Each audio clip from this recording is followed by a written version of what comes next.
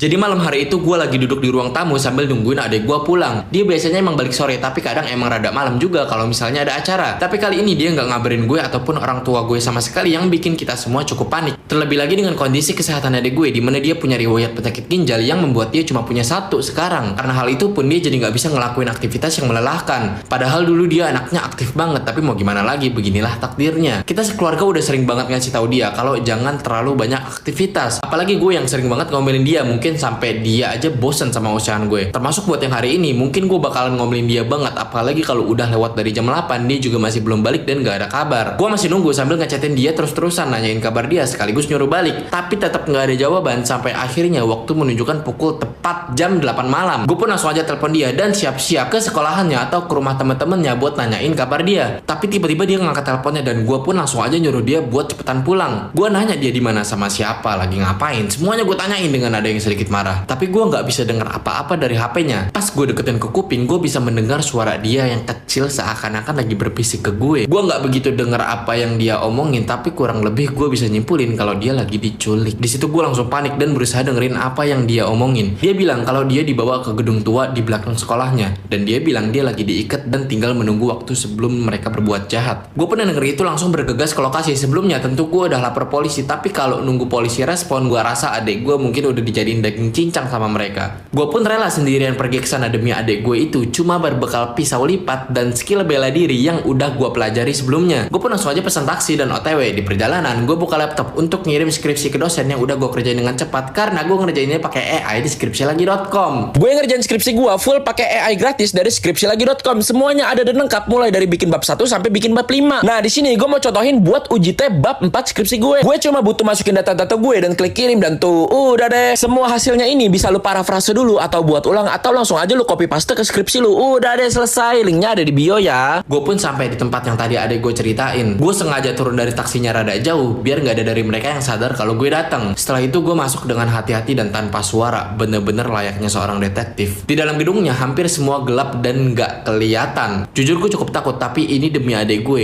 Dan kalau gue nyalain senter gue, mungkin gue bakal ketahuan dan itu mungkin bisa aja mengancam nyawa adek gue. Gue pun tetap beraniin diri buat masuk pelan-pelan, dan di situ gue nemu beberapa ruangan tanpa pintu. Gue cek ruangan pertama dengan ngintip terlebih dahulu dan gak ada apa-apa. Lanjut ke ruangan kedua, dan betapa terkejutnya gue ketika gue lihat ada anak kecil yang lagi terkapar gak berdaya. Mungkin dia udah mati, tapi gue rasa itu biar jadi urusan polisi aja nanti. Sekarang gue fokus cari adek gue dulu. Gue pun lanjut ke ruangan ketiga, dan disitulah jantung gue langsung berdegup kenceng. Keringat dingin udah bercucuran dari dahi gue dan kaki gue udah mulai lemes. Gue lihat ada seorang anak kecil yang bagian udah kebuka lebar dan organ di dalamnya udah hilang. Di